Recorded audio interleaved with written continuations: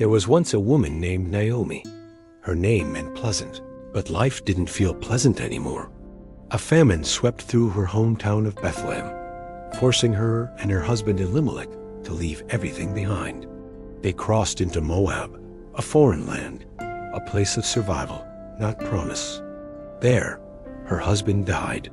Then her 2 sons married Moabite women, Orpah and Ruth.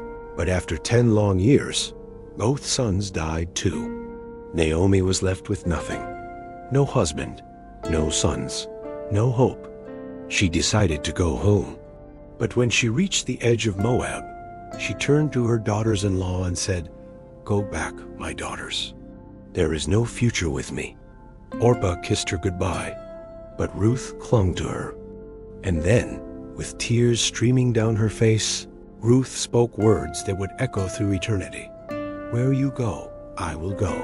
Where you stay, I will stay. Your people will be my people, and your God, my God." That was the moment hope returned. Naomi didn't know it yet, but God was already rewriting her story.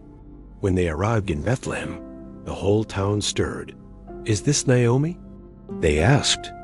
But she replied, "Don't call me Naomi. Call me Mara, for the Almighty has made my life bitter." Still, in the middle of her bitterness, God was planting redemption. Ruth went to gather leftover grain in the fields, and just so happened to end up in the field of Boaz, a man of honor, and a relative of Naomi's late husband. Coincidence? No, providence. Boaz saw Ruth's humility and kindness. He protected her, he blessed her, and in time, he redeemed her. They married and had a son, Obed. The women of Bethlehem said to Naomi, "Praise be to the Lord, who has not left you without a redeemer." Naomi took the baby in her arms, smiling again after years of tears.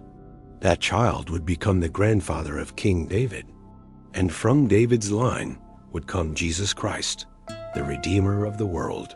Sometimes life turns bitter. Sometimes we lose more than we can bear. But even when we can't see it, God is still working. He turns bitterness into blessing, emptiness into fullness, and pain into purpose. So if your heart feels like Naomi's, hold on. The Redeemer is still writing your story. The Almighty has not left you without a Redeemer. Ruth 4:14.